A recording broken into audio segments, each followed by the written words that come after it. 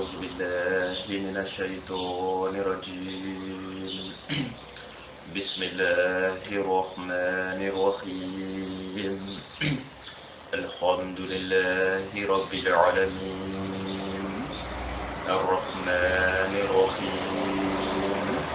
مالك يوم الدين إياك نعبد وإياك نستعين اهدنا الصراط المستقيم صراط الذين أنعمت عليهم غير المغضوب عليهم ولا الضالين اللهم صل على سيدنا محمد الفاتح ما أغلق والخاتم ما سبق ناصر الحق بالحق والهادي إلى صراط المستقيم وعلى آله حق قدره ومقداره العظيم رب اشرح لي صدري ويسر لي أمري واحلل عقدة من لساني يفقه قولي الحمد لله الذي لا إله إلا هو الحمد لله الذي أتم نعمته علينا الحمد لله الذي أخرجنا من الظلمات إلى النور وإن كنا من قبل لفي ضلال مبين الحمد لله الذي رفع سبع سماوات فوق عباده بدون عماد الحمد لله الذي بلأ الخلق وسيعيدهم الذي أرسل نبيه بدينه ليظهره على دين كلهم أجمعين ولو كره الكافرون والمشركون والمنافقون نحمده ونستعينه ونستغفره ونتوب إليه ونتوكل عليه ولا نعبد إلا إياه ولا نستعين إلا إياه ولا نتوكل إلا عليه وإنما هو خير ناصر وعليه فليتوكل المؤمنون ثم نصلي ونسلم على أشرف المرسلين وعلى سيد الرسل وعلى خاتم النبيين نصلي ونسلم على أهله وأصحابه ومن تبعهم بإحسان إلى يوم الدين أما بعد ولا تنبلوا أنفق لا خير له ألم الله خير له ولا نمتصنا أم التنانة يشمع كالوك لتان سبا تنبع فلتان أنوار نمتصنا أم التنانة يشمع كالوك لتان أن سبا tamba platan an woro ka ko mi setiga ala ka deme ka ben tan 2016 smolo ba asmolo kilo woro na inshallah wala dum ka sona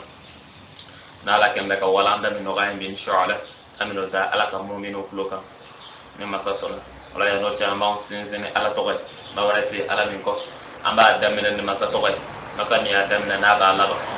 ama sin ala to ga ala mi fan da damina ne fan da banka ala min to amba damina ni masa togay masa mi saballe ne do aka don kan akota baga amba damina ni setigala to barka mai alami aka tinake aka jom beka no klala ka su ko kadaka na klala ka sabani kada ko ka amba sin ala togay masa mi ka ba ko wolo blagulo aka jom kuna na manglo makakoro amba damina ni setigala to barka mai alami be shuku alami be duguge amba sin masa togay masa min jola naire ngakla ka jona ka join asin zilon ko no dalba masa to barka mai ami solli aka kiraka ami kishin na mani ne masa pe ka ke muhammadu kan anaka so wala solilen ko ala ka kira san mai kan ana solilen ko aka so kan ami tangani ne dalba masa pe abodanga tok nango torama no iblisai ana teru ana jinyo ana barim ama ta'ak wala sambari no wati na uklo babade de kana ka bosiga so marala ka bosiga so dugumina o eklelay an siga so tay kilometre bidam duru ada siga so no ko chala jet no e tisia ka berte wala awe ni ngal ni jabi bla ro mi inshallah ay ka jati ko le polo di ma wala ni ngal biduru ni nani o de funti ko la an nga ko de jabi ak ma sila o ni ngal biduru nani nuna badi nya fi yang ka te polote ay nyin ngal polo jabi o kono o nyin ngal polo ko mega bol nere de kan ko nere ke la la me to godi arshira o ka te polo o bol la nere kan ko nere ke la me to godi kono ko karamo ko islam na don kan mi fo ka be kalu ko mana ne don an kura mi kew ko mana nere don islam na to godi arshira o ko nyin ngal polo ala sona ayo jabi ka te polo la no volume polo na mata sona ay ñoo soro bi bele inshallah ay abla rami amina damina ay ngal plano ko jumay ay ngal plana o ngal nafa ma bay ko to o jumay ko ka dalu de di dallu munun b'a yira ko ala bɛ yen fo ka dallu de di dallu munun b'a yira ko ala bɛ yen lamɛnba bɛɛ kan ka nin ɲininkali in de k'i yɛrɛ kun fɔlɔ yanni i ka seli yanni i ka sun yanni i ka taga hiji yanni i ka jaga bɔ yanni i ka disa don bɛɛ kan k'i yɛrɛ ɲininka fɔlɔ dallu jumɛn de b'i bolo min b'a yira e la ko ala bɛ yen e ye ala ye wa i ma ala ye dɛ maa ye ala ye k'o lakali e maa ma ala ye k'o lakali e maintenant dallu jumɛn de bɛ e bolo min b'a yira e la ko ala bɛ yen dallu jumɛn de bɛ e bolo min b'a yira e la ko ala bɛ yen o dallu bɛ min o de la a fɔla limaniya jɔsen 6 la k'a fɔlɔ k'i ka da ala la a fɔlɔ i ka da ala la e tɛ se ka da ala la bada tant k'i m'a dɔn ni ala bɛ yen walima ni ala tɛ yen a ti dɔn wa pour que i k'a dɔn ni ala bɛ yen walima ala tɛ yen fo dallu dɔw ka y'i bolo minnu b'a yira la kɛnɛ kan ni kɛnɛ kan ko ninnu de b'a yira ne na ko ala bɛ yen wa ni ala yɛrɛ tɛ yen dun fo dallu de ka yira la dallu de ka sɔrɔ i bolo minnu b'a yira la kɛnɛ kan ni kɛnɛ kan ko ni dallu de b'a yira ko ala tɛ yen o de la a bɛ fɔ de k'i sigi n bɛ can kan a ti dɔn o la ne tigi y'a ɲininka pour que limaniya jɔsen fɔlɔ o sɔrɔlen bɛ se ka nɔgɔya a bolo cogo min tuma min na a y'a ɲininka ko dallu jumɛn de bɛ yen minnu b'a yira ko ala bɛ yen a kuma ti dɔn o la n bari komi n y'a f'i ye cogo min i kan k'i ne ɲininkali k'i yɛrɛ la fɔlɔ nin de ka kɔrɔ n'i ka seli ye nin ka kɔrɔ n'i ka sun ye nin ka kɔrɔ n'i ka fɛn bɛɛ ye a ti dɔn sabu n'i sera ka dallu sɔrɔ minnu b'a yira e la ko ala bɛ yen o dallu de b'i bila ka da ala la mais n'i t'a dɔn ko ala bɛ yen e tɛ se ka da ala la cogoya si a ti dɔn o la k'an bari i ka ɲininkali jaabi filɛ n'i ye ne ɲininka ko dallu jumɛnw de bɛ yen minnu b'a yira ne na ko ala bɛ yen o dallu ka ca dallu minnu b'a yira ne na ko ala bɛ yen o dallu ka ca a kuma ti dɔn o n'a caya bɛɛ n bɛ na dama damani f'i ye minnu b'i i bɔ o dɔ ye jumɛn ye n'a ye masali ta ne ye ni n ye masali ta fɛn dɔ la sisan masalan n'an ye dilanni ta sisan masalan n'an ye dilanni ta dilanni quoi n'i y'a ye moto dilanna masalan moto dilannen i taga sɔrɔ dilanni na f'a ka taga sɔrɔ fɛn dɔ bɛ yen min dilanna wa a ka taga sɔrɔ yen fɛn wɛrɛ ka sɔrɔ min y'a dilan i y'o yɔrɔ faamu wa ni moto ma ɲɛ k'a dilanna f'a ka taga sɔrɔ ko fɛn dɔ de ye moto dilan i y'o yɔrɔ faamu wa o kɔrɔ di o kɔrɔ ni telefɔni dilanlen de don f'a ka taga sɔrɔ fɛn dɔ de ye telefɔni dilan walima mɔgɔ dɔ de ye telefɔni dilan mais i b'a dɔn telefɔni tɛ n'a yɛrɛ dilan kɔni telefɔni m'a yɛrɛ dilan ni micro in n'a ma ɲɛ k'a dilanna f'a ka taga sɔrɔ mɔgɔ dɔ de y'a dilan walima fɛn dɔ de y'a dilan mais micro tɛ n'a yɛrɛ dilan kɔni ni bisa ye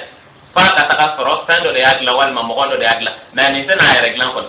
pour que ka jumɛn f'i ye de k'a f'i ye bi i mana fɛn fɛn ye tan i mana fɛn fɛn y'i bolo tan siga tɛ min na o de ye dilanbaga b'a la mais fɛn foyi de tɛ yen ko fɛn min danna ko fɛn min dilanna ko dilanbaga t'a la o bɛ se ka kɛ wa o bɛ se ka kɛ e ye fɛn jumɛn de ye ko min dilanna ko mais ko dilanbaga t'a la k'a dilanna yɛrɛ ye tan a ma dilan yɛrɛ ye tan dɛ a mana kɛ cogo o cogo dilanbaga b'a la i t'a dilanbaga de dɔn n'o tɛ foyi tɛ se k'a yɛrɛ dilan tan n'i ye fɛn fɛn dilannen ye se ka dilanbaga bɛ o la n'an y'o ta n'an y'o bila masalan n ye moto ta d'i ma i y'o ye ni avion fana o bɛ tan ni avion ye panne na se ka dɔ de y'a dilan o bɛ si dɔn maintenant o ye a bɛ fɔ o de ma ko dilanni o ye dilanni ye mais n'an ye dilanni bila sisan ka danni ta danni k'a dan quoi a si dɔn n'an ye danni ta sisan masalan i y'a dɔn kɔni fɛn foyi man ka sɔrɔ yen fɛn min dilanna ka sɔrɔ dilanbaga t'a la o b'o cogoya kelen fana na fɛn foyi tɛ se ka sɔrɔ yen ko fɛn min danna ka sɔrɔ dannibaga t'a la o tɛ se ka kɛ n'i y'a ye fɛn fɛn danna se ka dannibaga b'a la de o kɔrɔ ye n'a ye masali ta adamaden kan masalan n'a ye adamaden ta k'a lajɛ bɛɛ y'a dɔn adamaden danna de a si dɔn maa ma américain ma adamaden dilan français ma adamaden dilan anglais ma adamaden dilan c'est à dire bɛɛ y'a dɔn adamadenw danna de n'a sɔrɔ an danna kabini an fitininlama kabini mɔgɔ bɛ ji forme na tuma min a si dɔn kabini i bɛ ji forme na tuma min ka n'i bila ka sɔgɔkuru forme ta n'o ye jolikuru ye kana ko ula ka to ga formuta fo kana adamadin ayere formuta ka adamadin yere o entani e kanga dandi kelengele ani donon fo ka ti idam ti ba odila ni e kalo kono ton soro e ba adamadin formuta ba soro ke la adamadin yere mais ikle lama e kun ta adamadin de e kalo kele lama e kun ta adamadin e kele lama e kun etude kalo kele lama e ba soro bi yelama kalo bla ini yelama kalo sababi yelama kalo kono ton o be ta soro ke la adamadin afo de ki idanabi atilo ni adamadin dana masalan lebe nyininga est ce tan dok siga dan ka soro dama ka tala tan dok siga dan ka soro dama ka tala wa o siga kede wala adamadin dani nay masal ta adamadin damate na nanye ko adamadin dana osmana ko fen do ka ta soro sami ada anno makala e folosa mais ko fen ga soro an min ta ala e folo ni ko ta ala e folo osmana fama fen do le nyine sisan ko fen don o fen ka soro adamadin gla mais mi kon siga ka bada o de ka ta soro adamadin dana ereta la me ba o de siga ke kabina fau ya de demne ko ka ta bla lu del labana e ba don tigi labana soro adamina na yoromi fau ko ka ta bla del labana amana ja chogo daminan bala na pa o daminan mi bala o tigi fai join na fulande ni ko ki fa de dama salam ni fa idan anga ke na fu ifa de idan mais anga atanga yele ti moke ko ka ta bla fa abella bana o be fai join ni mi ta sorai ko de o be fai mata o tigere fai join na ma ko daminan de ka ta sorai adamina na mina ka soro ka so di mata adamina na mina o fai join fate ola obe tande fate ola o glana ala fede o dana ala fede o la adamadin dambaga o ala la beba dalu fola mi bayira ela ko ala be o de adamadin se ga dan ereta no kunte ni kun dana ereta ni kalu kono don soro ni kun te fia ela pour que e kana jana la meba ni de fia ela o de la ni kora bayala do ni bola ela adu ko ki sala atino imana kalu kono ton soro avant e kana jana ni matia ela ishu de na jana nyana ma na jana o de la pour que adamadin nyana ma kana jana fo tuma mina ba kono barala fo ni ka tia la de ni me ba ke nyana mai mane ni matia la shubena o la ni korabala no ni kelen bola ila ebija afo ki sala koro ni mi kumila kabini pitin o ni de bola ela na tabe ni ngal ga mo ni bola ni be pia ela ipitin lama pour que ga ke nyana mai mata o ni bola John Defi American wa amaba American fe abala John fe Japonais amaba Japonais fe ani amaba Chinois fe amaba babu fe ani bola ala yorot orila ni ala sabotela abo ni mina ela apokai ni mina ai ni mina o isale atiro ola lana ba ni ala kunti adama den ko sega damba ni ala kunte nyama to rambe shuna na ayara kunte kai jango kan shuna sabu po ite sega ye ko min dana ko dan batala wa ala adama den dana kaba dani kaba o ta dai ko ni ka siala di ola ni be siala de lana ba o ni be bo ala yoro ni ala te ni pe ma ci bolo bele o de la ni mo ko sala e ba ba ko be de sega ni kala ni mo ko sala apoka bana fura be bana kwa ni te mo ko bolo ka ke mo kola atiro ni da se tigi de bolo ala ni ala te ma ci sega ni fe mala o de la ni se ko me mo ko ka ni fe mo kola ni ko me bo yoro ra mi ta ala pe ni mo ko sala ko me ni kura kala ko me wuli atiro ak me wuli mais ni te mo ko bolo ni ba ala de bolo aba ci la de pitin lama ni kora ba ala ka se de de la ba menela atiro o de la o ye ala de oro doy walma o ye dalu doy kanaka min be ala ira ela kanaka atiro mais ala ti ye ne o de fo ala ti ye la tudre ko la sor ala ti tan kele me se ga ala e o ye duskunde ba ala ina ko ni chukola tumani ni chukola yere ti yora tamay ni yele mbola ka kuran boy ka fen boy est ga yele ke muna eti son yi tuma muna eti son yi ni chocolat ka dibike ibsega moto joy tay fo ni yele de be mais ni yele bolay la da yara la ni yele bolay ni moto jola ni dibe tay muna tay ola moto be dibila de o bina fo ala de bi bolota ala ka ti mais ala e fendo ki nyana mi ta le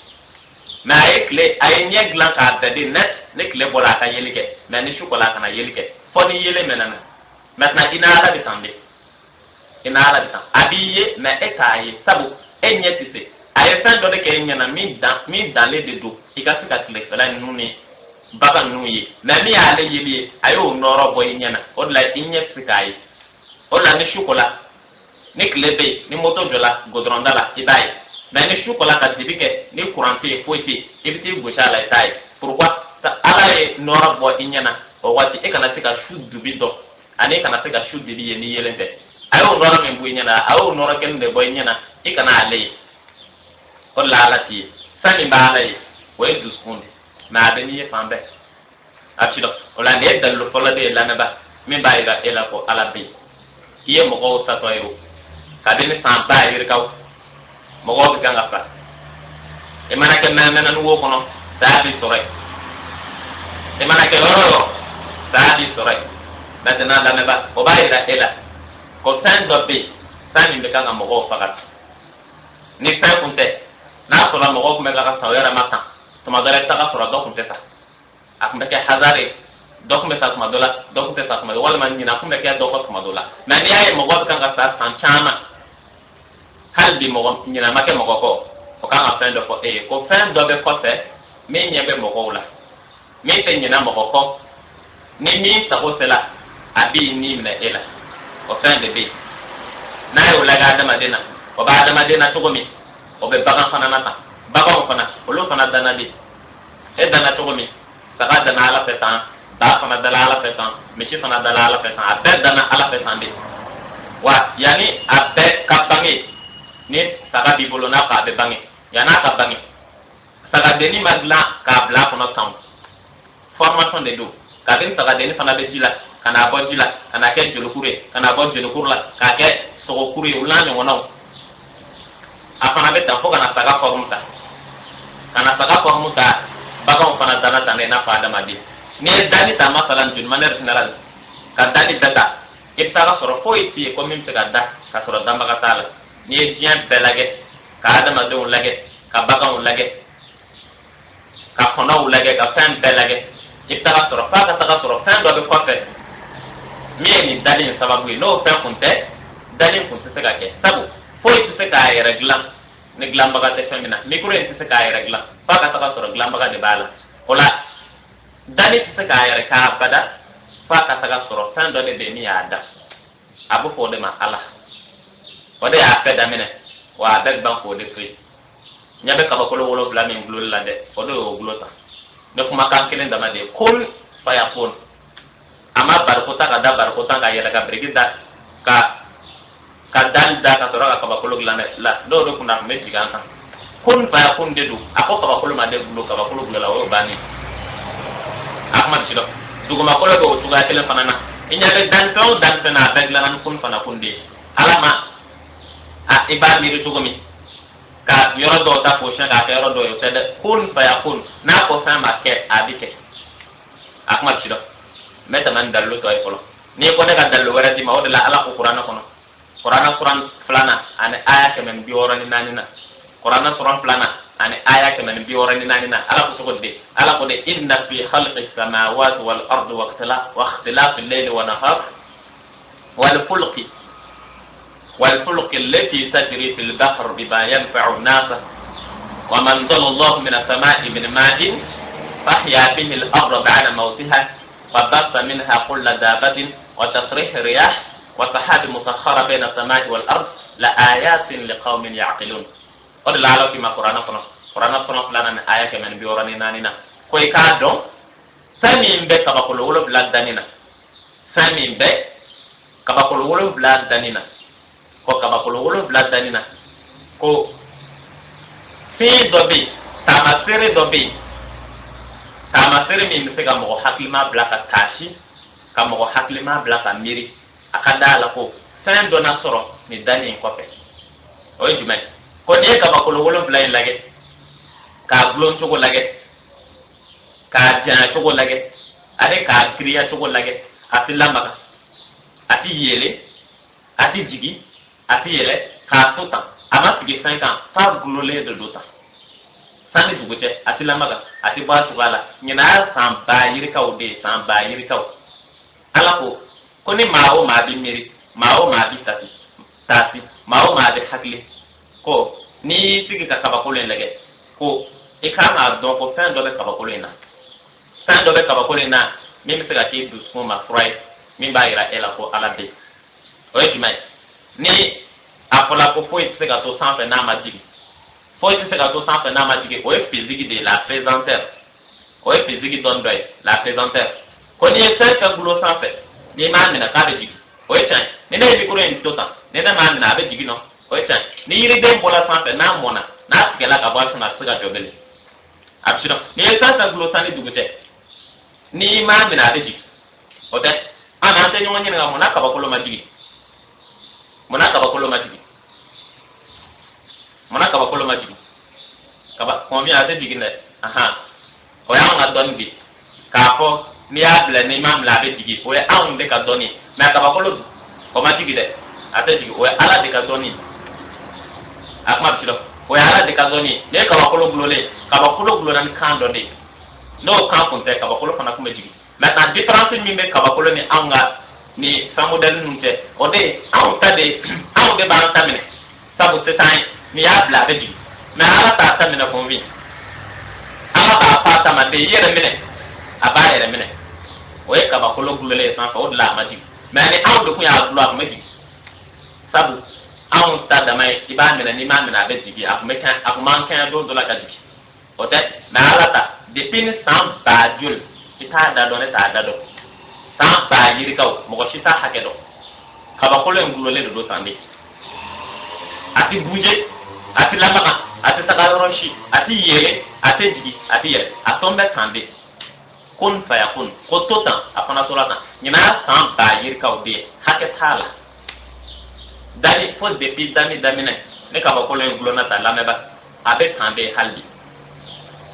a bɛ tan de a ma jigin a ma yɛlɛ a ma tiɲɛ n'o y'a réparé a bɛ siran et puis kabakolo kelen dama tɛ i ɲɛ bɛ diɲɛ ta in na n'o ye kabakoya kabini i b'i kunkolo i b'i ɲɛ jɔ fo i ɲɛ dan i tɛ kabakolo dan ye i bɛ tila k'i ɲɛ jɔ fo i ɲɛ dan i t'a ye i b'i ɲɛ jɔ a ye ɲɛ dan i t'a ye n'i taara Amérique i b'a sɔrɔ yen n'i taara Faransi i b'a sɔrɔ yen n'i taara yɔrɔ o yɔrɔ i b'a sɔrɔ yen wa o ye kelen dama de ye o ye kabakolo kelen dama de mɛ o bɛɛ de o dan bɛ ɲɔgɔn kan de i ɲɛ b'a kabakolo fɔlɔ la cogo min kabakolo wɛrɛw bɛ o sanfɛ de fo 7 sabu a bɛ sama waati fo kabakolo 7 kabakolo 7 i y'a dɔn kɔnfin o ko gɛlɛn e bolo dɛ masalan n'i ye fɔlɔ in dama lajɛ e kabakoyaba de don fɔlɔ min na tan n'a fɔla filanan b'o sanfɛ ka taa sabanan kɛ o sanfɛ ka taga naaninan kɛ o sanfɛ ka taga duurunan kɛ o sanfɛ 6nan fo 7nan i b'a dɔn diɲɛ dan t'anw ye dɛ i n'a dɔn ko dani dan tɛ anw ye dani la fitinin de ye anw ye dani la fitinin de ye kabakolow bɛ yen de fo 7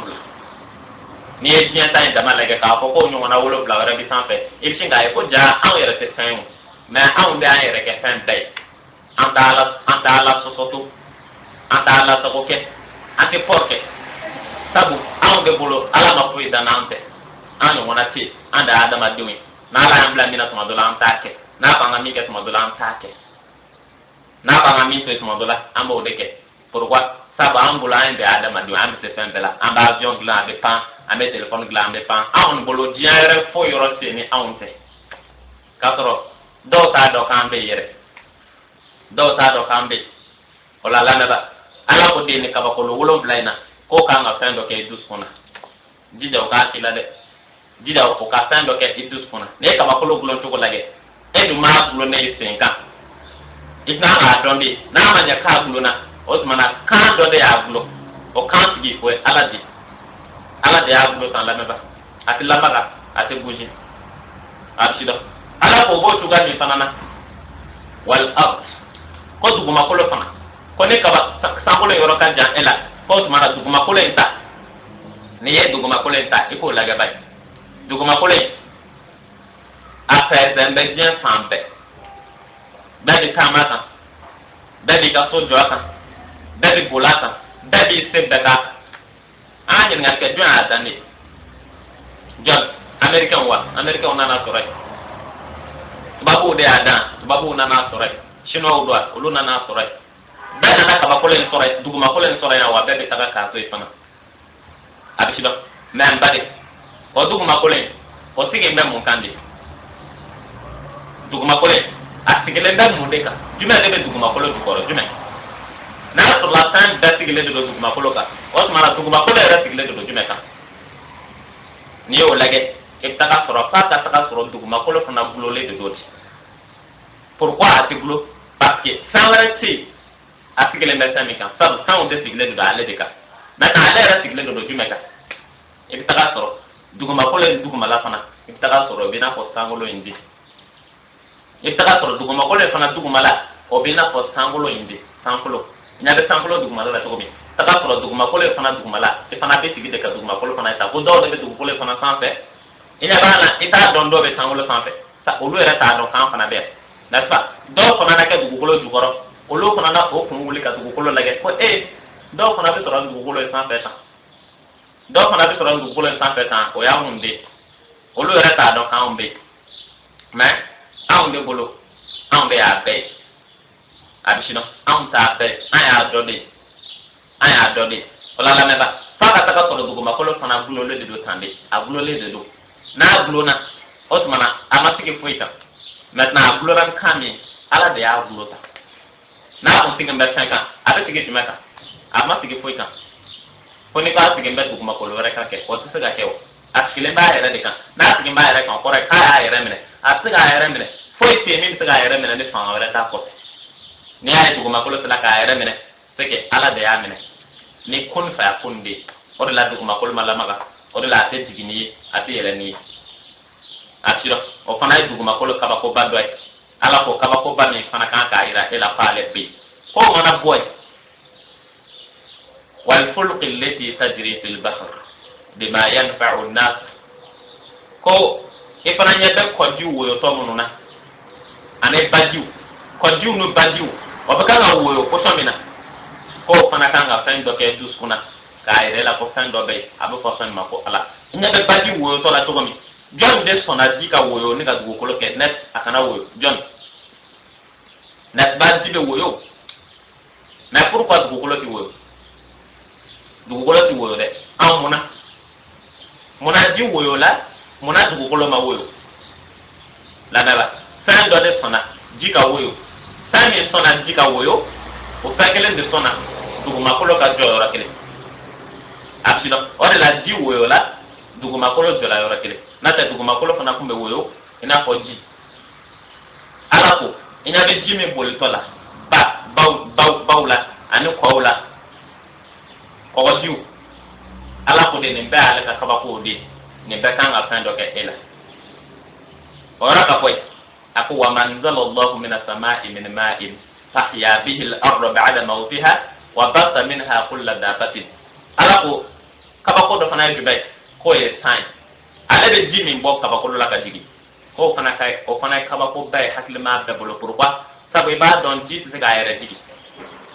abshira ji se ga yere digi atina ko de be sanfe ko no fala ko ji de be buwo ka bo ko te o robele to te sanfe ko ni mo wanyana na ko robina min dai la gabla ka ji be shuru ko te ji be jigi ni se do de ji be jigi ni jan do de ala de ba fa ma ji o de la lama ba pour que ta ira ela ko ji ta ira jigi ko ala de ba jigi ne ji ta masalan est ce que ji se ga miri wa ji se ga miri est ce que ji se ga ko do ji be ko do ate ko idon e ba se do le ba ata be bam action maintenant ji no to ga ji be na ko ni tan fin ni min ka la be bam ate ga ko ka ire ji be tande maintenant o ji be se ga don ko samia se la ni kana o ji be se ga don ko samia se la o la malla de samia e mai ni samia e mai na be dam na mai juin août septembre ka ba ça autant juin ça autant mai juin août septembre samena ni septembre bana 100 be jo ni mai sala sanware 100 bena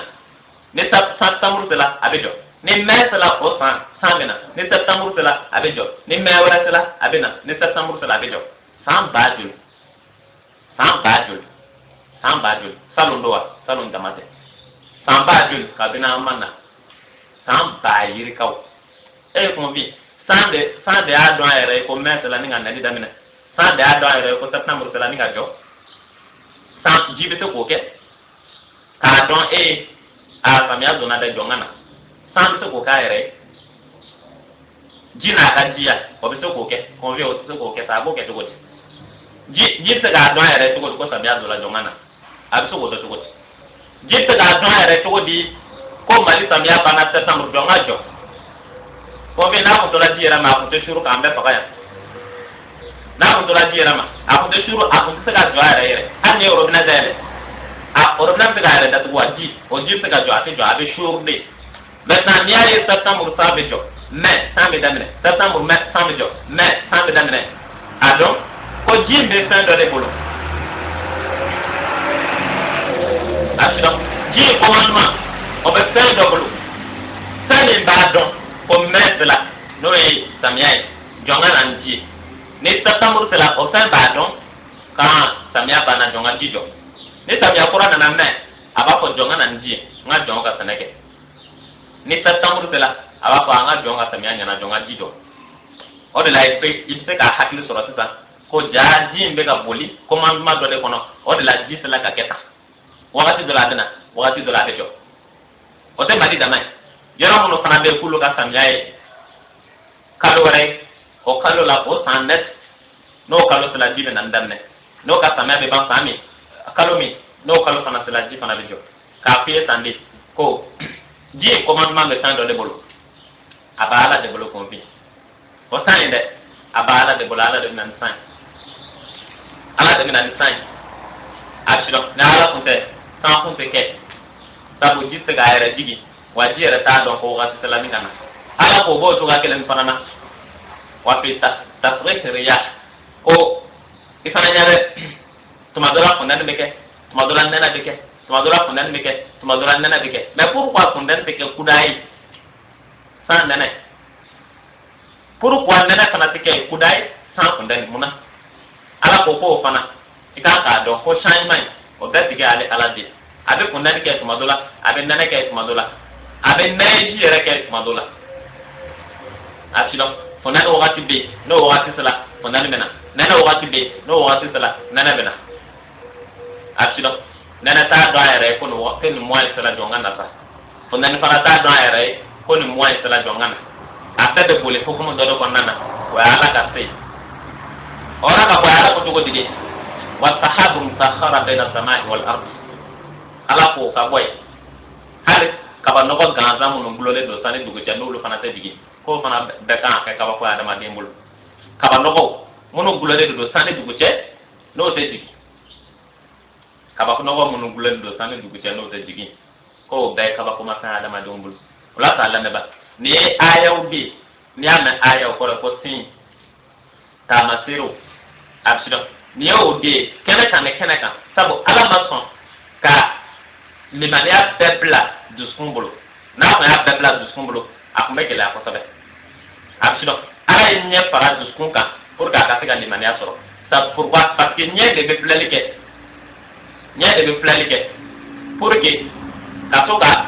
nye mana mi fle abo dana di du skuma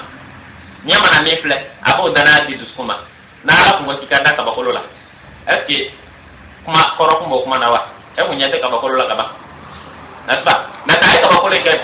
pour que qui dame déjà anya ka bakolo la yera ka nga do fan do ben ko fe nya be duguma bakolo la yera ka nga do fan do ben ko fe mais ta ni be plan ni nye bi du skun nye bi noro di du skun ma c'est ça plus nye ba appelé plus du skun ba capter ko nye ka bakolo ngulole c'est ga ala de ya glota nye de ma yiwa maintenant du skun de bara da mena c'est ça ne du makolo pana de skun be bara da mena ne nya ta fa uyeta de skun avec nord de skuma de skun ne hakli be commencer ka to bara da mena o de la ne ba ta se ka sura abada tant que ma miri tant que ma ta o se ka ke pour que ena di mane asoro ko min lefo fo iki sigi ki miride iki sigi ki saaside ikado moye ni kata ni ay ni kala ne kala na do ma ketu abu ko ki besel de la e ala ibara soro ide action miri ni miri o de bi plaka alai ni ala ko le yi ka son ko yi fa mun se ki dara la lu ñu na o de bi plaka ka alai na do ma ketu ikon be keta e be keta to ma do la biseli na ko la ya ala be yara hakli singa ko e go etan o si yo jan parce que e ati ma do ro sora la polo pourquoi sabu e ma tanta e ma wakati ta ki bi na réfléchir ki bi na miri ki ba chana kalundo e ko meta e be tan ko bi e di dai kana ke tande absolument e di dai kana sa tan ni sala tan ala bi ni tan mo ko me tande absolument e di da e ra ko tan mo lo e di era ka era jusqu'au fin donné wal man limana e fin donné abe nyinindi mais atena era di made abe nyinindi limania ni fa ko dalu da nyini roy idi sigi kamiri era jusqu'au na bok fin do kalama ni sala ki sigi mais tant que maniri limana sega na de atena no ora bola ni ngal sabana o ta me jume ko ala era de mi fa ala de mi asino ko ala era de mi o ni ngal sabana ko ma sa era de mi ko mi o fana ni ngal kanu ko wa o ni ngal ni mamba fana o jume comme na ko vi ndo ni ngal ala de sanfe ala sanfe Allah akbar ka ke san ka ala ka ke sanfe mais ala de sanfe mais atepe e to kono ala tepe abe sanfe ni cheba ala butigi kono ala tanai butigi kono abe sanfe ni ana manya ko ala de sanfe akata ko soro kuma koroma de do walla nyen ngal sabana ti ko ala de ni konbi me nyen ngal ala de ni kana ko ala de sanfe be da ko ala de fambe asino me nyen ngal ala de ni afoko ala de fambe di mana taga ro bi ro ala de hal ni be kuluwo do kono ala de ni ni be du ko le di koro ala de ni e mana ke bien fan o fan ala de ni mais ni ma fana fi ma ala de sanfe ama kalomba tiga kui saba kola de kira sana yela ko tara sanfe ni kira sana yela na tara sanfe amun tara mona sanfe de ka mun tara ala ro a jala de sanfe de lana ba mo batal dima iba to polo dalu mun bayira ela ko ala de sanfe mo dalu dima na famu min be ani tan be ki blai katala ala sira ke sanfe ni nga la ke fambe me do rodo dima munum te ki blaka dala me pa to nga dalu de dima plus dalu munum bayira ela ko ala de fambe ni nyo dalu dima ta munum be ga ira ela ko ala de sanfe wa be fambe pana me kla ko dalu de parata o jume na api ala de fambe c'est pas ko ala de sanfe ki dajire ne ko ala de sanfe ki dajire o mana duguma mo wa te oluide o ka ba ko lo bla de banache ka ko lo bla o de banache na de sanfe ni ma ji da ma do la te na ida o te o tante na de sanfe a de fambe ni maintenant ami ko la ka dalu juma o de dima dalu mu ba ira ela ko ala de fambe amo dalu de dima na ngala ni ala ka fambe no ma se ka edo samun ba ira la kana ka ko ala se ka fambe ni ka ke sanfe ni ka ke fambe ami no do dima o juma adalu ko la juma ala o de ko qur'ana kono qur'ana suram bidur no wolom lana aya nanina qur'ana suram bidur no wolom lana an aya nanina ala ko to de ala ko de huwal ladhi khalaqa as-samawati wal ard fi sittati ayyam thumma stawa ala al-'arsh ya'lam ma yaliju fil ardi wa ma yakhruju minha wa ma yanzilu min as-sama'i wa ma ya'ruju fiha wa huwa ma'akum aynama kuntum wallahu bima ta'maluna basir ala ko de ko ale de kabakolo ane duguma kolo ale o dan kile woro ay kabakolo duguma kolo dan kile woro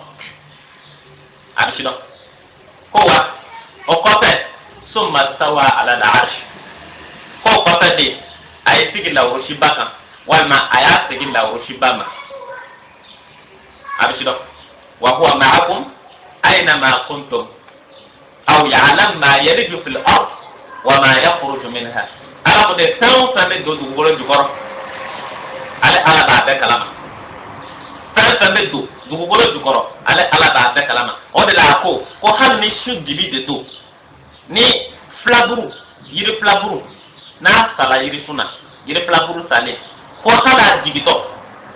abe jigi ka be yorami hala kala shu de bi ko ko kono ko o te jigi ka balale ala la fata sarale ala bola salam o ko ray hal ni toucher la dama hal ni to wala ni mi ser tourno ni kala dron ala di ba kalama di absino ala di ba kalama o de la ko flaburu ti se ka ben di bi la to ga sinale ala ma ba kalama absino o ko fede ako tan fana mi ko dugukolo jukoro ale ala ba tedo ale ala ba te kalam abisino o ko fede ako wa ma yanzilu min as-samai tan fana jigi ka bo dugukolo kan tangolo la ale ala ba tedo tan fana jigi ka bo tangolo la ale ala ba tedo wa ma yaruju fiha wa tan fana be do tangolo kono ale ala ba tedo foi te bo tangolo la fe do tangolo la na ale ala ma ba kalama melakete jigi melakete yele na ale ala ma ba kalama wa huwa ma'akum aynama kuntum ko waaw mana ka yoro ko ala be nawi aw mana ka yoro ko ala be nawi akma tido aw mana ka yoro ala be nawi o pare la naba e se ga yoro ko ide la bala ti yoro e mana yoro ala be ni bi kele ala be ni mogobe ala be ni be kulu wode kono ala be atido ni be to kono be arabe ni be baraka rola arabe e manaka jefa ofa arabe odela itan ko de don folo ni o doni zoro o dani de bi permettre ka ala tagoke ni bena ala to so tumami fu yere ka dala folo ko ala nya benena ala benenye o de bi bali ka ko duguke na ni ta don ko ala beni esga ala so toy ala kama mami na imado ko ala beni pour que ega se ka ala so toy ala kama fi ka don ko meka na minke ala nya benena ala benne wala ala benne no doni sabati la o de bi bal ka ko duguke mais tant ko doni ma sabati ela ete bal ka ala so de sabu ni kene de do adiki kono kala kan ki ye ala so de na ide akma bido wala tant dan de don folo ka don ko ala be ni fambe ni yo don ala soso o be gela e bolo tuma dola tuma mena ni ado ko ala be ni no ro bola ako wallahu bima ta'maluna basir ka de sansa ke ale ala nya ba bela ade sansa ke ale ala nya ba bela ko itike au fe meme do ale ala la ni e mo ko dami chan tuma mi ale ala nya bala ibe tanga jenake tuma mi ale ala nya bala ibe na ala soso tuma mi ale ala nya bala iye saraka bo tumami ale ala nyabala iyi ke ndo wa tumami ale ala nyabala iye muto ni sirika da ko tumami ale ala nyabala iye yurugo inke tumami ale ala nyabala iye kalo min tige ale ala nyabala ite se ka fo ite ke adama denu para nyakila tumami o kante ates nogo ate jingo second be atka ki sui second be atka ki sui mo ko te ka taka ko ngolo to wa mo ko te taka ka ngolo to de ite ka taka ke ngolo to ko mele ese ga taka ka ala fana tota ala be ni yedi seno ala be ni fambe mana taka roro akma tino ala be fa qur'ana kono suram be durne shegna ane aya wolon plana qur'ana suram be durne shegna aya wolon plana ala ko to dide ala ko de alam tara anna allaha ya'lam ma fi samawati wal ard ma yakunu min najwa thalathatin illa huwa rabi'uhum ولا خمسة إلا هو سادسهم ولا أدنى ولا أكثر من ذلك إلا هو معهم أينما كانوا ثم ينبئهم يوم القيامة بما عملوا والله بكل شيء عليم على قد فويتي مين بكتب كلنا فويتي مين بكتب سانفة فعلى على تسامين دو على دبعة دو كنا ولا بولا مغصبة تجين رشي مغصبة ما يكون من نجوى ثلاثة مغصبة الدين يرشي أبدا كم فرلا نوكا إلا هو راجعهم فعلا يوناني ناي أو تي مغصبة بيرشي فقطر على يوناني ناي ناي مغصبة دي كمبلو كم بفنغا تغا چن چدوكو دوكي على فعلا نوكا على يوناني ناي ولا خمس إلا هو سادسهم هو هل ناكل مغزوري عليه ورنا ولا أدنى ولا أكثر من ذلك إلا هو معهم أينما كانوا هو هل ناوت مغصبا يربو والما هل ناو كتاني مغزوري هو أو ما نكن مغزمي نيو مغسلين دي ale ala beni wanna adama dum be parla nyongo kan kadina ko dugu ke ko ale ala nyabawla ale ala de nawi aw kala mo kede yo ale ala nyabawla ale ala de nawi amana ke mo ba ke me yo ale ala nyabala ale ala banowi asino kafi ande adama de ne ko na ala orang ni kana ko ibala orang ni ki be ko jam ki ba ko la e ko jengata ala be tayi asino ni yamandi inya keta inya dana na tuko mi bika na tuko mi de ina ala be sande I anya bila me inya tala dibena modal do de du inya te dina ona tuko mi de o de la ala ma songa kando kinya na mi bibla ka dina tamita iti dina me o kora ta era ko dina te o kora era dina be e de tai o de la ala kona de tan ala be ni yetan me tai pourquoi na ala ko ya to ka le e kun se ka sobre e kun se ka ala ya ngake tan fa odla ayiri noro ayo bo anyona anyo kala tan nyabe wa ala la itai absido ibi nyawo ga pendo la tuma dora jai tai ba o tai rakati ne odla imane se daga se ga dina yinyana ni doni wala se fotan dina ti yeta na ba aha ngate doni wala o ma de ana ala be sande la meba odla ala pima wa huwa ma'akum aina ma kanu ko be yoro ale ala de noyi ayo be qur'ana qur'an plana ana aya kama ni bishig ni worona qur'ana plana ana aya kama ni bishig ni worona ala ko to de ala ko idza sa'alaka ibadi anni fa inni qarib ujibu da'wata da'i idza da'ani falyastajibu li wal yu'minu bi la'allahum yarshudun ala ko ni jowo yi ni ga kira ko be ne ala de yoro nyini afuyi ne bu kera fede inna allah qarib ne bu kera fede ne bu kera fa inni qarib o mana ko be ne yoro nyini ka sorobo o shi so kono afuyi ko kana taka ne yoro nyini yoro jankui ko ne be no yi de o shi so kono o mana ko be ne yoro nyini ka sorobo ka jabo ke yoro la ko kana ne yoro nyini yoro jane mbo yedi o ka jabo ke yoro ina o mana ko be ne yoro nyini ka sorobu ka la susoro la o kana kuma chama kala de ne bu kera faide o be kanga fa fa kene nya ba dela wala imana ka yoro jon ala be kera faide imana ka yoro ala be kera faide o de la ko ni ma ko jola sana akwa ale ba ti maintenant me ta ka mori la ga ka do nya khalwala ala ko ni be ka fa fo ale ki ka go jadi otmana fin chapitre la de no chapitre la la ka nyonga sora ela ni ifana ni fa ale ala ni ma ko julale ala la fa ale sur place abaja mais do khalwala kanto ma de mais ta ka mor kala ga ka do nya khalwala kanto ma ala ko ko bi ko ni ma ko julale ala la ka fin fa ale pour ka ale ka ke jide ka fin pla yere la daga do menan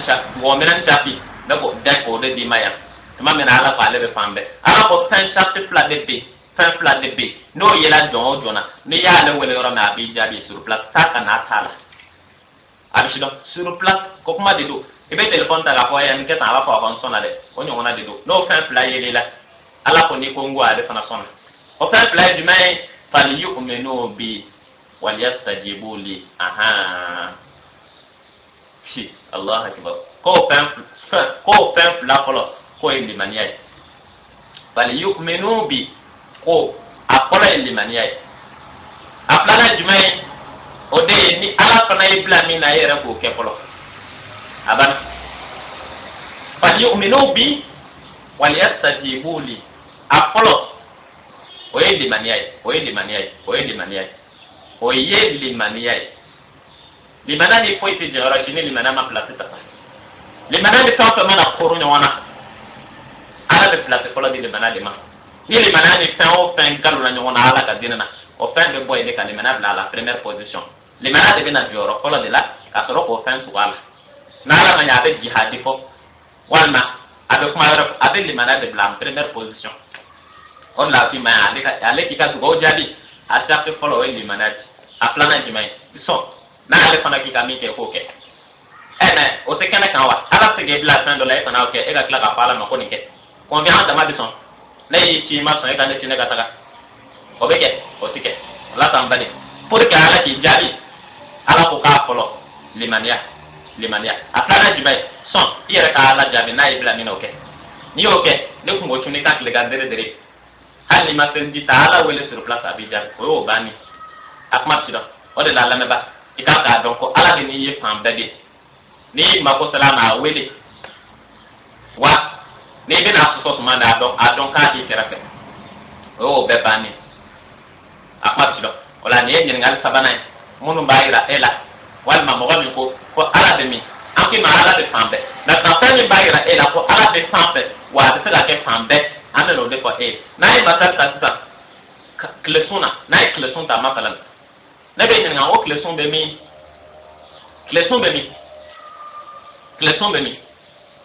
na pas klesun be sanfe na de sanfe avec jamana jumena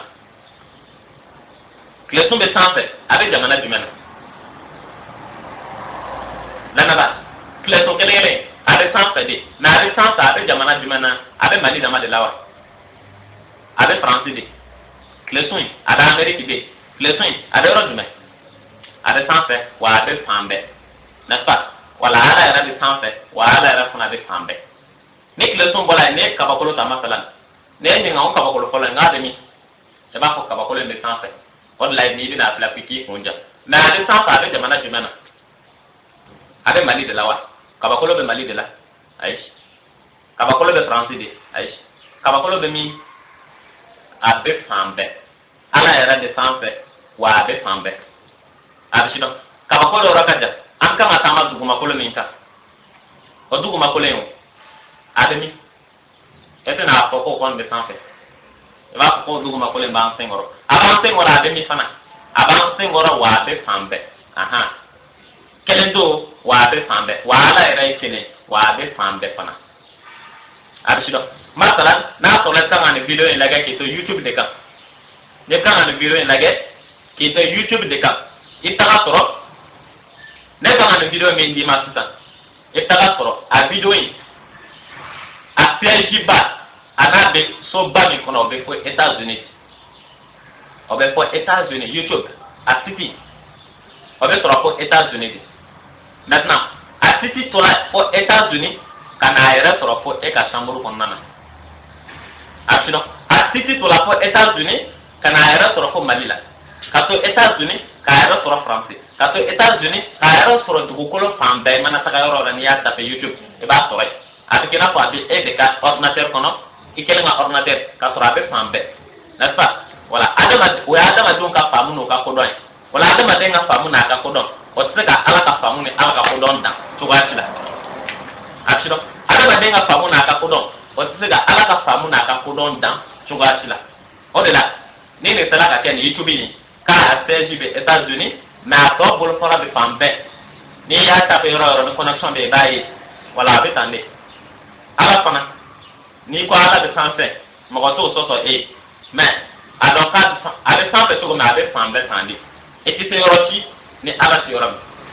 o ni ngal sabana ay ni ngal nani na o ti ko dalu bi ma o de be mo no bayira ko kirai chan e janto ne katati model la mo fi Allah akbar e janto ne katati model la ne katati model ne di man ya pasodi ani le man ya boro jude a bodu ade boro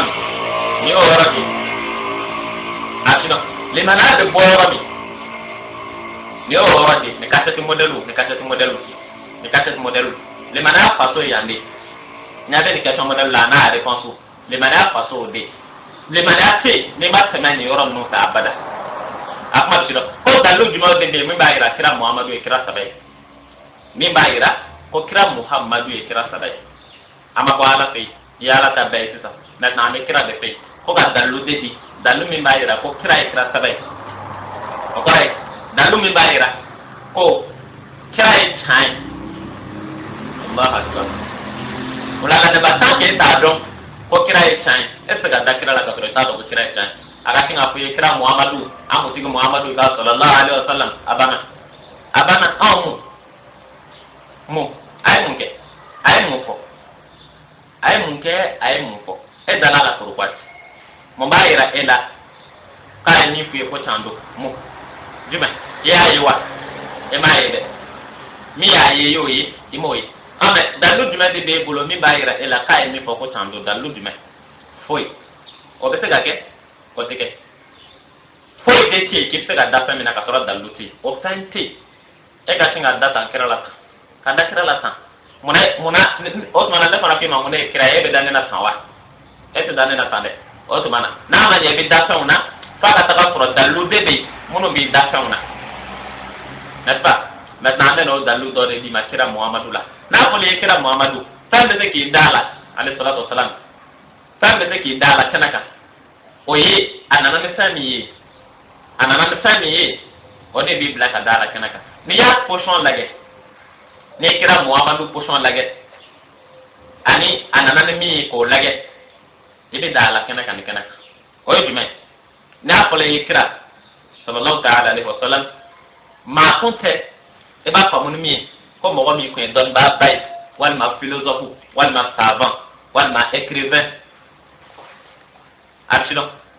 o mɔgɔ kun tɛ n'a fɔra i kira Muhamadu e hakili kana se ka jigin ko i b'a sɔrɔ dɔnnibaa ba de don kun dɔ ta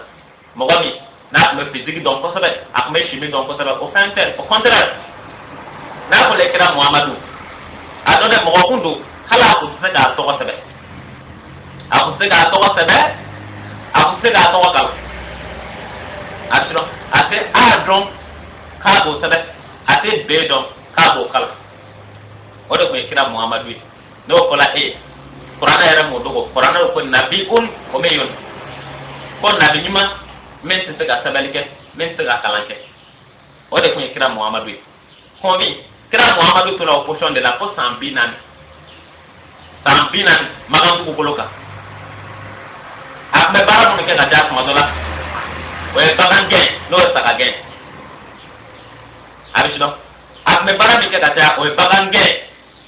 n'o ye saga gɛn o n'a ɲɔgɔnnaw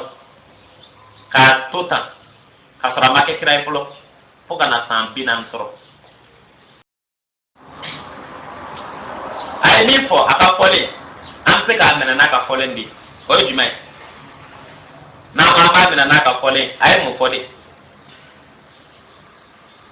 a ye mun fɔ lamɛnba kira ye mun fɔ a ye min fɔ an bɛna o essayer k'o de lajɛ a n'a ye min d'anw ma an bɛna a essayer k'o de lajɛ pour que ka se k'a juger ni kira sɛbɛ don walima ni kira sɛbɛ tɛ a ye jumɛn d'anw ma de lamɛnba n'an ko an b'a minɛ n'o ye o ye kuranɛ de a ye kuranɛ de d'anw ma a ye kuranɛ de fɔ an ye maintenant a ye kuranɛ min fɔ an ye lamɛnba o kuranɛ ye suran 100 ni suran 14 de ye kuranɛ ye suran 100 ani suran 14 maintenant o suran 100 ni suran 14 na combien a suran kelen bɛ yen n'i y'a kalanni daminɛ sisan heure 2 tɛ se ka sɔrɔ i ma b'a kalanni na fɔlɔ kuranɛ suran 100 ni suran 100 ani suran 14 suran kelen bɛ yen n'i y'a kalanni daminɛ sisan n'i ma jija heure 2 bɛ se ka sɔrɔ i ma tila a la o ye suran kelen dama ye olu hakɛ min bɛ yen o suran 114 na o ka ca a bɛ sidɔn maintenant e ka i sigi k'a lajɛ ba ye adamadenni jumɛn de bɛ yen ko min ma kalan convaincre jumɛn de bɛ yen min ma taga ekɔli la convaincre jumɛn de bɛ yen min ma bigi ta hali tile kelen ko o bɛna se k'o sɔrɔw bɛɛ bila a kunkolo la sɔrɔ kelen dama sɔrɔ dɔw bɛ yen i bɛ se ka heure 2 de kɛ ka to k'a kalan n'i y'a daminɛ sisan i bɛ kan k'a kalan ni kuranɛ ye o ou bien i bɛ kan k'a réciter o a sidɔn hali n'i bɛ kan k'a kalan ni kuranɛ ye heure 2 b'a sɔrɔ i ma tila dɔw la heure 2 sɔrɔ kelen dama n'i bɛ kan k'a kalan heure 2 n'i ma jija tuma dɔ la maintenant suratul Baqara masalan suratul Baqara convaincre o y'a kalanni o ye min bɛ kan k'a kalan ye maintenant kira a ma kalan a tɛ sɛbɛnni ɲɛ dɔn a tɛ se ka sɛbɛnni kɛ a tɛ se k'a tɔgɔ kalan o ye kuranɛ suran kelen dama ye suratul Baqara i bɛ heure 2 kɛ heure 2 jate kɛ kan ka min kalan maintenant kira y'o bɛɛ de don a kunkolo la ka kalante de abi sigi dron abga ka reciter ko abada na sadra alif lam mim atoga citer ase ga Qur'ana be citer sigile Qur'ana be e ba donc pour que ko citer ka ba sigile combien sigo be ga kere ta o ka boy hal Qur'ana durusu no ba ambulo bi Qur'ana durusu la olu ka Qur'ana durusu ni dalu jumai ani ni moya jumai o ya sabade o ka karamo ko kala ka sabe ka kala sanjuru sanworo santa o ka soro ka Qur'ana be durusu mais kradu to ko mi kele mo ma biki ta ka ira la ki ba ko o mo wati to ko mi kele mo ma biki ta ka ira la ko ne men kala me kala arab kana ba o mo wati abeta mais abeta ay Qur'ana suran kenan tan nan aya be don aya be don tan do be tan fo ite ke tan convi tan muna e ma suran kenan suran tan nan do tan muna suran kenan suran tan nan muna e ma do tan muna ne ba te ka Qur'ana do fana di mata o pente de tanteo kunu be tan na ni kira to la ko be do la ne ba ko ma danza se ko do abara pa ka ta kro sanra be sanfe absolument mo danza se ko do na sura ke men sura tan nani e ka to ko be mare ko la aya don to ko sura ke men sura tan nani aya don to ko didi na so la kun se ka kala ni ke na so la akun se ka to ka se na e sura ke men sura tan nani ayo don to ko di jo ha kala ya no akola ko karamo ko ma kalan segon kele ne karamo ko ma kalan segon kele maintenant ay Qur'ana suran ke men suran tan nan aya don to ko bi karamo ko de ya kala la o alay absolument karamo ko o de ya kala la o alay ko bi o da ma bi bo bayira ela ni kira Muhammadu kunte tan atse ka ke ka san dama karamo ko desela ka san min bi awma kira makala na esa do damma o Qur'ana ala ko Qur'ana kono wala inni ijma'at al-jinn insu wal jinn ala an ya'ti bi mithli hadha al-Qur'an la ya'tuna bi mithlihi walau kana ba'duhum li ba'd zahir ala ko kira Qur'ana mi damma hal ni jina na adama dum dafar la nyoma ko ka Qur'ana nyona dama ko tise ko bata ala Qur'ana mi dama ne Qur'ana kira ko mi lama e ba ko mto mi kira mi makala ko kira Qur'ana mi dama han ne bien da para nyoka ada ma den be ajina ana mo ka ko e fa na no Qur'ana nyona ko tise ko bi e mo ko kele mo mi makala o mo ko kele ka se ka ko ke je don ba be para ka tula ka jina o para o ka olu ma se mo ko kele dia ke mo mi makala ati adon ateka to do ateka to sebe o ka se ka ko do ke ala ka ko ni jina ni adama do jina ka doni ana adama do be philosophe savant ko ni o be para nyon kan ko ti so ko ke on bi san do na yo tigila ne jina na adama do de sala femina adama den to be de sala femina jina na adama den be jina ka doni adama den don ba ka doni olu bɛɛ farala ɲɔgɔn kan cɛ kelen ka sɔrɔ adamadenw na min sera ka ko kelen kɛ jinɛw na adamadenw farala ɲɔgɔn kan ka dɛsɛ fɛn min na kun min o ni mɔgɔ tɔw ka kan o ni mɔgɔ tɔw ye kelen o ni mɔgɔ tɔw tɛ kelen mun b'a ni mɔgɔ tɔw cɛ de kira de don a banna kira de don o de la o tɛ la ka sabati n'o kuma sabati abada ale kelen o tuma na ale kelen bɛ se ka ko kɛ cogo di ko mɔgɔw tɔw ka dɛsɛ ka fɛn min kɛ o tuma na a y'o min ta a y'o dɔɔni bɔ min todo don ayo kala ayo don cogo di de o tuma na o don tuna de a don tuna de a ma kalan karamɔgɔ fɛ karamɔgɔ ma kalan na a dɔnni don la de a bɛ don a la de e joli bɛ don i la cogo min ne k'i ni don i la tan dɛ Qur'ana donna Muhammadu la tan de alayhi salatu wasalam n'i y'a ɲininka yɔrɔ yɔrɔ Qur'ana yɔrɔ la a b'a da ale yɔrɔ jumɛn ala ye dɔn don a la tan de mais a ma dɔnni kalan o bɛ si dɔn o dama ko bi Qur'ana suran ke man suran tan nan o dama ta bo a do fana jumai Qur'ana ala o defo afala yatabaddaruna al-Qur'an walau kana min 'indi ghayri Allah lawajadu fihi ikhlafan katira ala ko hal bi ama Qur'ana ko en don ko Qur'ana hali sɔsɔli yɔrɔ kelen tɛ kuranɛ kɔnɔ kuranɛ yɔrɔ tɛ yen k'ala b'a fɔ a finnen don yɔrɔ min ka n'a fɔ yɔrɔ wɛrɛ k'a jɛlen de don ala ko k'o tɛ kuranɛ kɔnɔ o tɛ kuranɛ kɔnɔ kuranɛ jigila jɔn de kan mɔgɔ min ma kalan mɔgɔ min ma kalan o tigi sera ka sura 100 ni sura 14 bɛɛ durusi o sura 100 ni sura 14 fɔ mɔgɔw ye o y'a sɛbɛn hali yɔrɔ sɔsɔ yɔrɔ ma ye yɔrɔ si o bɛ se ka kɛ pour que ka se ka kuranɛ bɛɛ kalan k'a ban kɔnfin k'a réciter k'a ban i kun fɛ est ce que a bɛ ban tile kelen n'i y'a daminɛ sɔgɔma 6 heures n'i ma jija avant i ka tila kuranɛ bɛɛ la o b'a sɔrɔ hali lansara ma se o b'a sɔrɔ téléphone kɔni tɛmɛna a ci dɔn pour que ka se ka ban kuranɛ bɛɛ la hali lansara ma se o b'a sɔrɔ téléphone kɔni tɛmɛna fɛ n'i k'i k'a bɛɛ réciter maintenant mɔgɔ jumɛn de bɛ se k'o bɛɛ fɔ mɔgɔw ye o k'o sɛbɛn k'a sɔrɔ yɔrɔ kelen ma ɲɔgɔn jɛ yɔrɔ fila ma ɲɔgɔn jɛ k'a sɔrɔ a m'a fɔ yan ko hey a kun finna yan ka tila ka taga fɔ k'a kun jɛla yan o bɛ se ka kɛ adamaden hakili ani adamaden ka dɔnni o bɛ se ka kɛ o tɛ se ka kɛ tan o tɛ se ka kɛ wa kuranɛ ye fɛn min ye histoire de b'a kɔnɔ kabini an ma dan kabini diɲɛ yɛrɛ kun tɛ tan diɲɛ dancogo ni fɛn bɛɛ o bɛɛ de b'a kɔnɔ mɔgɔ hakilima ani mɔgɔ min b'a tan o tigi bɛ se k'o dɔnni bɛɛ dɔn cogo di a y'o dɔnni bɔ min a y'o dɔnni bɔ min i bɛ taga sɔrɔ yen bi a dɔnni bɔla dɔnni sigi de yɔrɔ wɛrɛ ala ye wa ala de ye dɔnni ka ala ta a ye fɛn fɔ hali saabaw tɛ se ka taama dugukolo kan min b'a jaabi sɔrɔ o fɛnw tɛ yen o bɛɛ bɛ bloqué de kira ka kuma dɔw bɛ yen saabaw bɛ fan ye de olu yɛrɛ kabakoya ba a sera k'o dɔn cogo di i taga sɔrɔ an ka bi tile yɛrɛ an bolo an ye dɔnni kɛ ka adamaden ye dɔnni kɛ dɛ a ye avion dilan a ye fɛngɛ bɛɛ kɛ tan hali bi dɔnni dɔ bɛ sɔrɔ kuranɛ kɔnɔ an ma se dɔnni min ma fɔlɔ masalan scientifiquement parlant parce que science de bɛ kan ka kuranɛ fɛnw yira sisan kelen kelen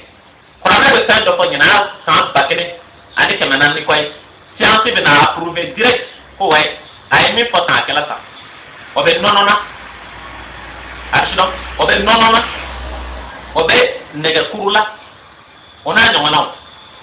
kuranɛ bɛ fɛn dɔ fɔ ɲinan san 1400 ni kɔ ye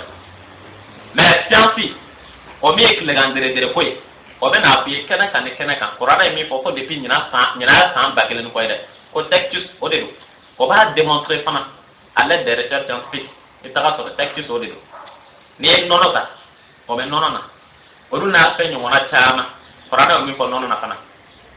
a sira o la convi mɔgɔ min b'a yɛrɛ ma sanfa hali mɔgɔ kalanlen tɛ se k'o kɛ jago mɔgɔ min ma kalan o la nin ye daliluden minnu b'a yɛrɛ la k'i ka kira ye kira sɛbɛ n'i bɛ da la mɛ a dɔn kira sɛbɛ dɔn yan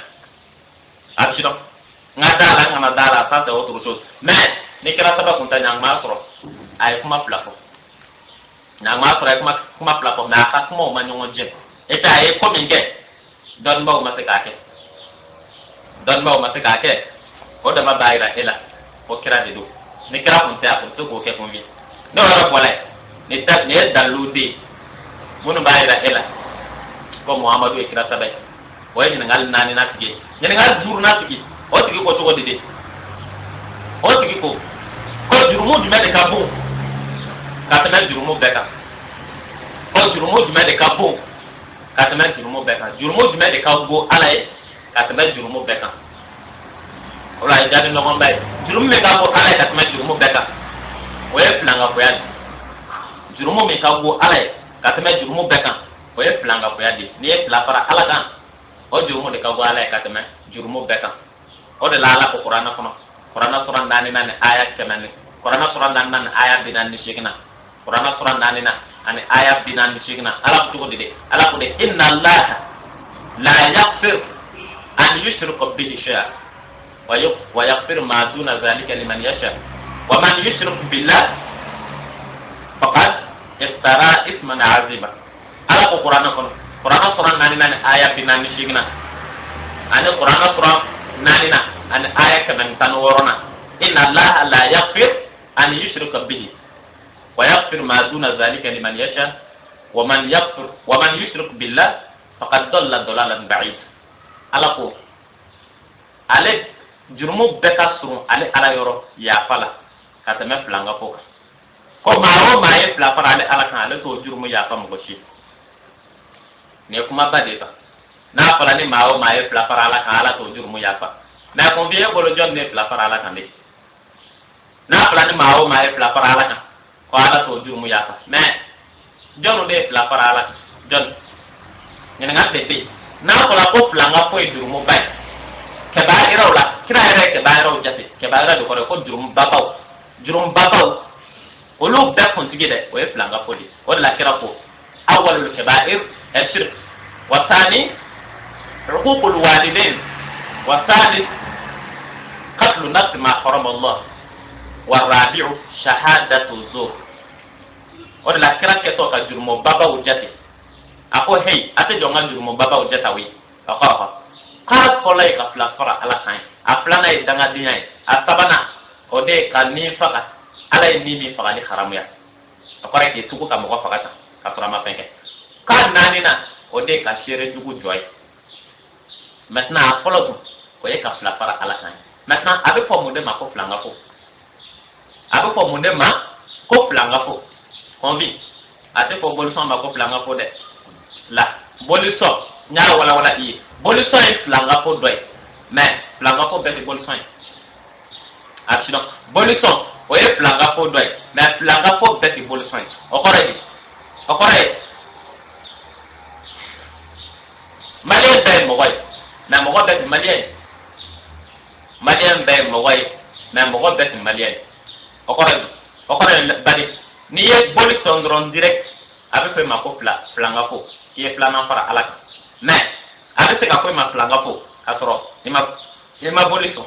obeka tugo ولا قد يكون الشرك يقسم إلى ثلاث أو إلى قسمين الشرك شرك المحبة وشرك العبودة وشرك الطاعة أقول إن يعمل فلانغافو كو فلانغافو بسكايرو كلايرو بيلي فلا أبي فان تاني ما فلانغافو أكلايرو فلو ويه نيه بولي سوين مثلا أقول نيه ميكا فلانغ فرا ألاكا okore femme ka ke ala ni ala boy ka fere bla ala nona akode kiyo kan fara ala ka masalan ni ala de kan abatu na pa ala de kan abatu maintenant comme politique ya ala boy ka boli bla ala nona akode ko ay boli fara ala ka maintenant ay boli fara ala ka o e planga fo bato planga fo ya kwa o de la fala de ko politique e planga fara ala ka pourquoi sabu ala de kan abatu ale ma ala batu ale boli batu ala nona akode ka e plana para ala o ka boy o da mate e te ga plana para ala ka tora make batu srai o da jumai o e la batoli srai la batoli o ko ala de kan la batu o ko ala e plani na la meba e kan ko deke n'est-ce pas maintenant ni ala e plani na ni kan ko kew ni ye ala ta boy kuma dola ka fere bla ala ta nona abe fode ye ala e boy ka o fɛn bila ala fara ala o fɛn fara ala kan k'i ye filanan fara ala kan o kɔrɔ ye n'i ye cɛ ye n'ala ko musow ka disa don ko mumini musow ka disa don yan'o ka bɔ a bi dɔn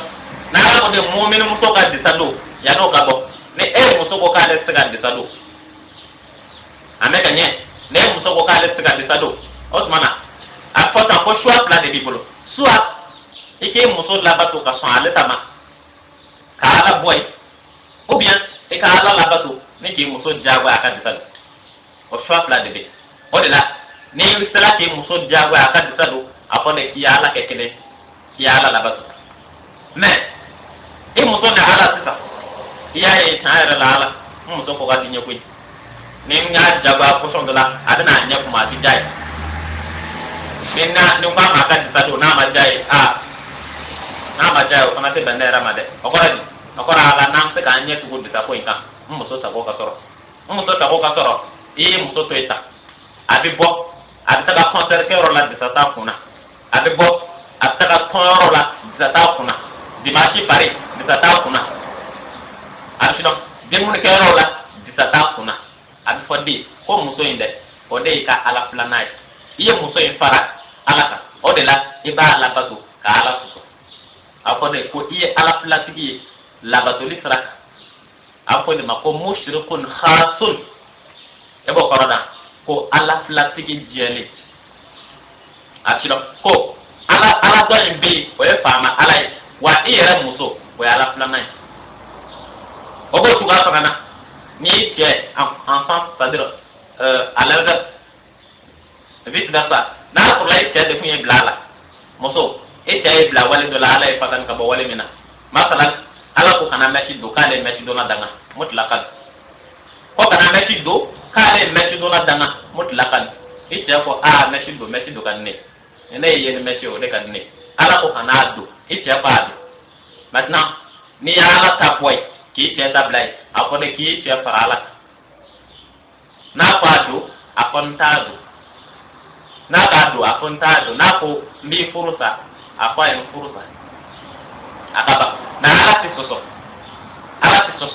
ka ala ka joni la ba to de e ba don pour ko ala ko kale te planga ko ya jurmu ya pa e to kundo ne c'est-à-dire ile planga ko ya do ko ka fin do smane ala yi ka fin do smane ala yi o ko ka ala ne fin do kekele ni sona ka ala ka joni la ba to ka ala soso o tuma yɛrɛ ma ala ni ka jɔli kɛ kelen dɛ bali ala n'a ka jɔli kɛ kelen dɛ bali i ala yɛrɛ ka jɔli fusa ala yɛrɛ i ala ka jɔli yɛrɛ bonya ala ye de i ma ala ni jɔli kɛ kelen pourquoi sabu ni kun y'a bɛɛ kɛ kelen e kun tɛ sɔn ka jɔli labato ka ala sɔsɔ n'i y'a ye jɔli labato ka ala sɔsɔ c'est que ye jɔli in bonya ala ye de maintenant ala k'a ye sila k'ale ka danfɛnni bonya ale ye a tɛ dan tɛ sɔrɔ o la ala yɛrɛ kɔni bolo y'ale dɔgɔya ka se degré dan bɛɛ de la mais o de do fana cɔkɔrɔba ni mɔgɔ ye ni den bɛɛ bila fɛnkelen kan a bɛ sɔrɔ i ni den hali ni mɔgɔ ko k'a b'aw laja ka 40 d'i ma ka 40 di den ma est ce que a bɛ diya e ni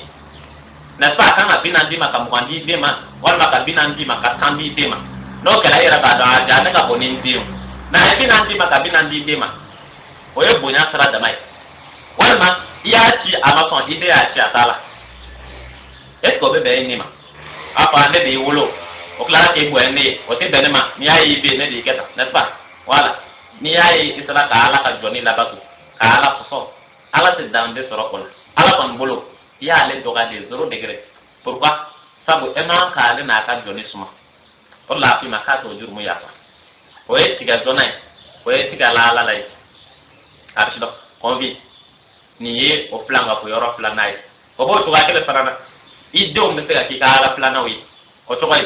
o ko ne ala ko dem so ka disado ya no ka bo ne e dem so ko a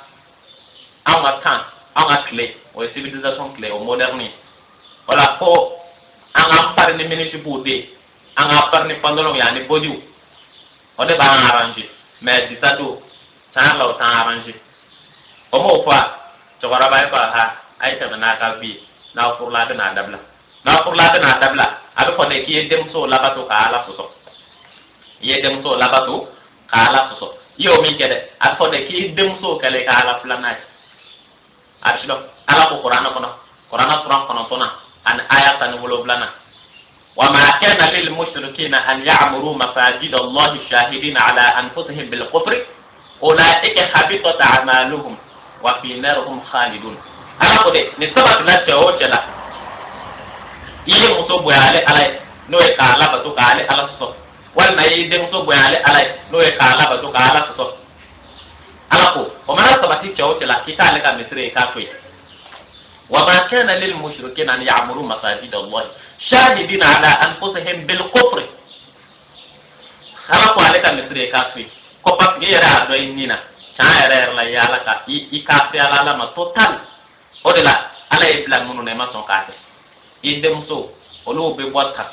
ala e bla ko bla to mi ma keta i bolaka yo o bla ka bota i muso ala ko ka de sado o be mesu de ala ko sumana ko ale bi de le kana e ndo misir kono ka kana saka ale ka misiru bloqué kakla ka to wala inna ma ya'muru masajid Allah man amana billahi wal yawmil akhir ala ko de mo de ba ale ka misir soso ale ka misir bloqué mo ko mun dala ale ala la no be songa ko to ale ala tala mais c'est pas munu wera to do se law ka kala ale ala so kera jalan kan ko lu genga ba misri kono asido wala ni yana misri o bloquer le bi ne ta do ala min to do ne pa ma ala to ko do ala kan chama genga ba misri kono law te kan ka ba kalam asido ni e planga ko be dilema planga ko de jurmu ka ko jurmu be akma asido wani abe wala le ife ni ngali duruna o tigi ko to ko didi a worona ko mo ko se ka c'est-à-dire mo ko se ka kunu ka bo kaburu kono to ko sa ka kunu ko be se ka ke to la me ba ne api ne le mane afa so ne kasati in toko na ka dia titrika le mane afa so asiro le mane afa so na ka di ne kasati in titrika ko le mane afa so le mane afa so ama bo ala pe o ko te le mane ajo ten folai ama ta ka pe o ko te le mane ajo ten duru nai maintenant ana na le mane ajo ten woro na na sisa ko saka kunu ko be no ka to ko la hara do fana be o la hara do fana be aso la hara do fana be ola na ko ran jore na ame la hara do fu wala chankele porque akake ni mana fa so ere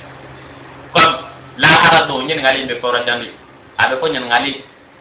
ta don nyin ngal haga mindu abe fora jam mais mena ese ka samakana kana bla nyin ngal woro nana porque e ka limane ajo sem be sora ka tete kono akase tete ka tinga ke limane ajo fa so na ko la ko saka kunu la meba saka kunu kana gela nya koro sale ka gela nya koro adon ala de kanga gela sabiri kanda ala la o de kanga gela nya koro na saka kunu e o se gon ko dio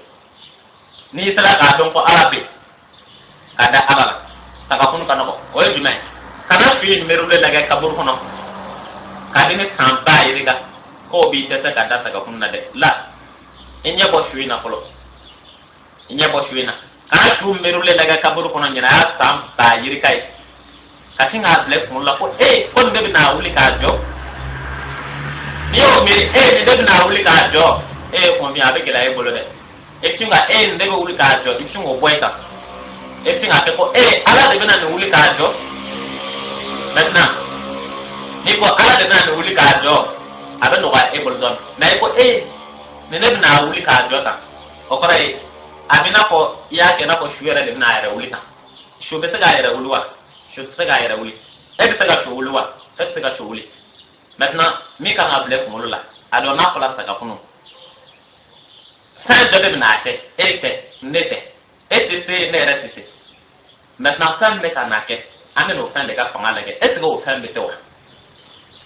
na so la o fan bete o to mana tika ko itala mse ka dal na so date de ko ka na shuli ese date de ka shuli ne ko ai date de ka shuli ko o fi san sa shuli ko e san na ba na ko ala de ko ka na shuli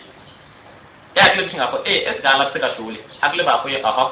sabu ya ya kana shuli se ga ko me ko lo nyana ma de ko maintenant ala de ya ke nyana mai ka ko fula kana blas dinge kono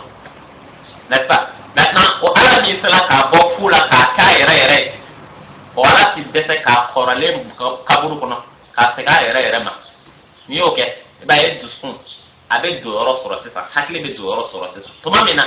ne ya na ko draman be kaburu kono draman kuma mi yana ka se kaburu kono ka me balula du koloka mais akola mi kana du koloka draman bola mi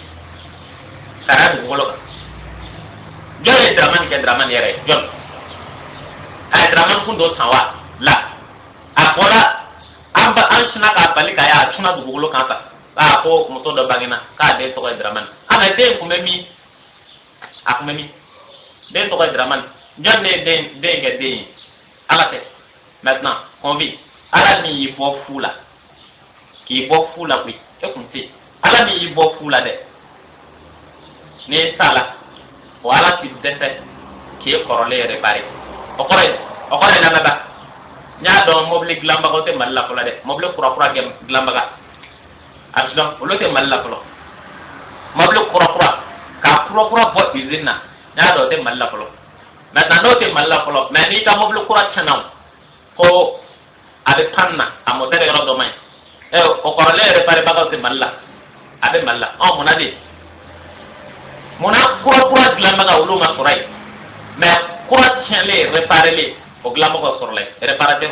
oloti mais inventaire oloti ne mona kaida eladi ko faire kura glani o ka gele ka teme a réparer lika n'est-ce pas ni micro e se la ta soro na tena a se ka réparer mo ko se ka réparer mo ko min se ka inventer ba kura e ka téléphone na tena téléphone glana be sura malle ta di doma ko ni ya belke aduma micro man ata nya fam aba fe ndara aduma micro changer mais ni ko ana tienne na téléphone courant glambi a ka le kete pourquoi sabu courant glambi ka gele katma réparation ka o de la arabe sala ka adama de courant glambi e se ga mo fo o la de mamena ni arabe la ki courant glambi wala ka de ta ki réparer inni yɛrɛ b'a la bolo ka ban yɛrɛ est ce que o tɛ ko bɛɛ nɔgɔyali a ti dɔn ni in bɛ bɔra i la ni in ma fili koyi i ni in bara b'a la bolo de ka lahara kɔnɔ o lahara mana se dɛ ni in bɛ segin i farikolo la de o ye ko banni kɔrɔlen o bi tuma min na i ni yɛrɛ bɛ yen o min ye motɛri ye a to ko a ma nɔgɔ a ko tɔ ka nɔgɔ kojugu e dilan ko fɔlɔ ni kun t'i la foyi kun t'i la na ala y'i bɔ san dakɛ k'i yɛrɛ kɛ yɛrɛ ye o ka boy ni salen tara kabur kono na ma nyaala ni kunu ni inde be tegema wa o ya joro ko lay kan adon ko ala de na barake ete na barake ala de na barake ete na abarake no sala ka sabati e bolo ga ko itala ni ya do ko ala te tana mente mo ko kuni o kore ne ana ka su kunu ka bo kabur kunu baraka no ibi kunjan ni e kunjan ka ka bakolo lage ne ka bakolo lage ni ya glole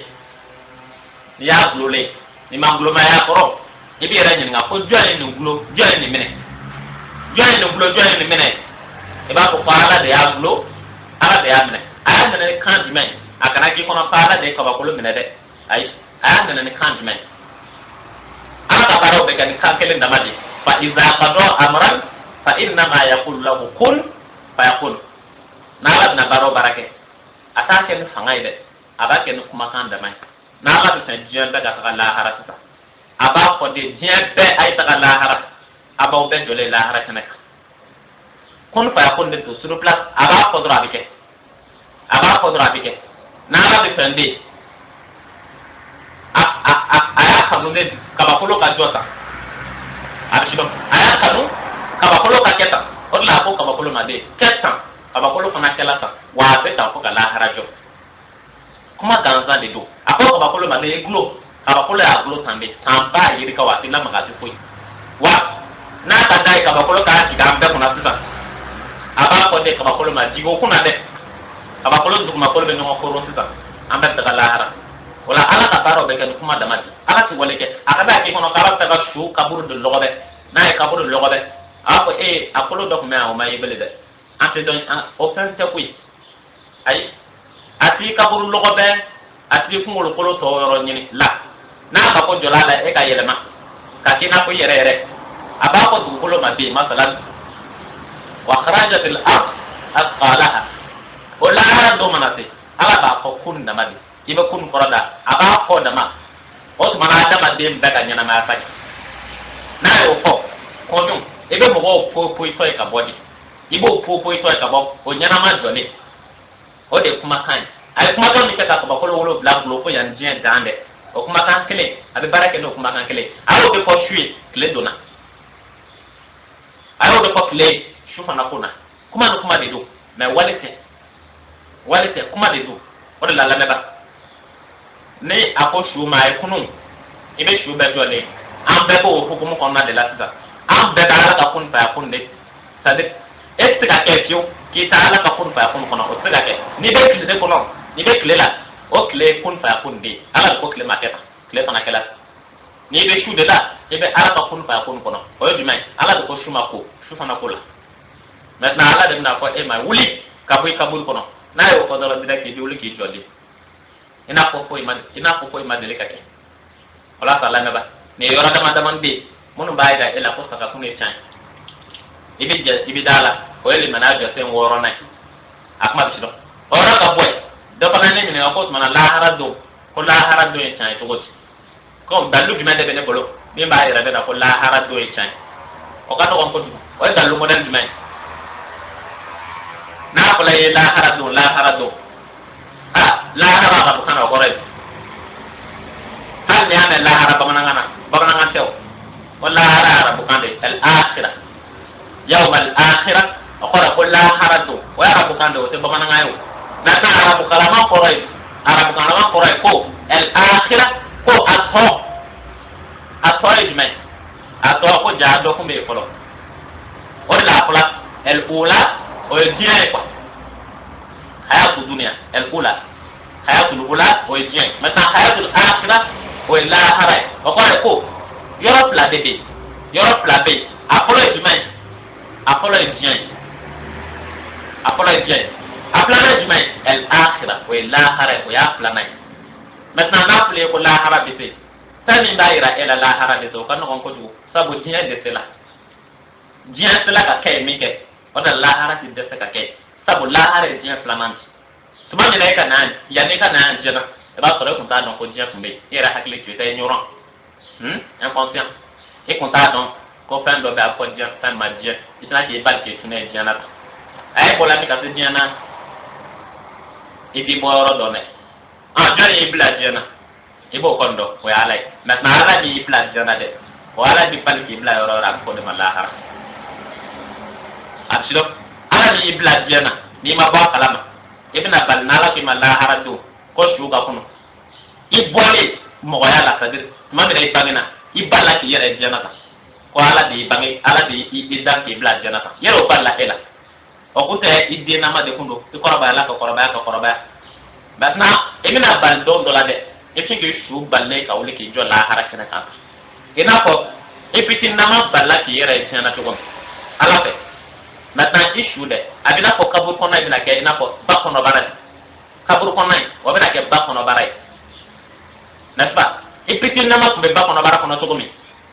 mo ko fitin na ma ba ko no bara ko no to ko mi na de balle ka ko kana jena ta n'est-ce pas maintenant kabur ko na be na ko ba ko no bara ibi bali ka bo de la kana lahara o de bien lahara kabur ko na de ya séparation arsido ibi bo kabur la duro direct ibi jo lahara kana o la fi ma ko lahara bien flana arsido ne dam no de ba la kana ka ko lahara bi se la meba kana tiga wala mena ni bien won se la na ko ten aw sala kana tiga la mena ferore aw ko ten kan jo sala na ya o mana kana sigala sani serani amriya o santi tete ka tena yoro wore o la hare akma bishro wala ne afiye ne kasi tin tisri akel limania jotin akel limania faso yoki abishro akel limania faso na ka di kasi tin tisri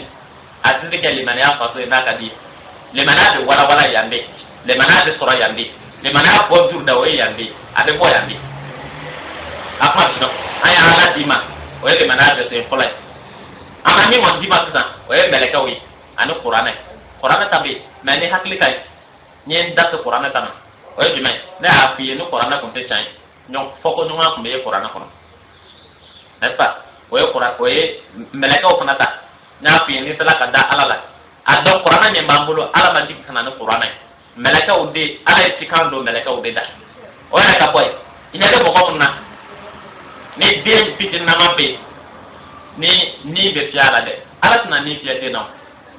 ala ni fiade na ni be do de da meleke do da de meleke ni be fiada ma de na sande ala da sila de do meleke o lo de ba ala ka bara model nuke wa ni be bo ala na sidi kita ne paw abada ako do ko meleke le mauti o esta meleke maintenant be kon tigi ba o jibril o de nanti ka ko krawi ala pa kan ko joita ala pa ko jibril israila be jibril be mikael be haji inyabe ji circulation pengan na to mi walma ni konyan klak de do tam meleke bena ka bara sa meleke be o ni fatma salami bi ni minai absilo sila tan be o atoy jibril o lu anyo wana ola o joro plana ile mana joro plana a jora sabana jibai kika dala ka gafe bela nyoro no fiye sisa anani na kika dala haradona ayo de di masisa a durna kika da kira bela ay kira mamadu di masisa a worona kika da saka kunna ay saka kunu wala yesisa akmat sino na ka di ka tedi mtisre kali mana fa so wala tambadi mai se me ka tedi planan tiga ni planan tiga am nyango sura sabana na inshallah akulo kumba abade de kana abo sika so marala abo sika so dugu mena ko ekle lai an sika so 1 kilometre binanzu abe sika so no ko chala tet inshallah ne kiya ko kira tage ala ka wato rayran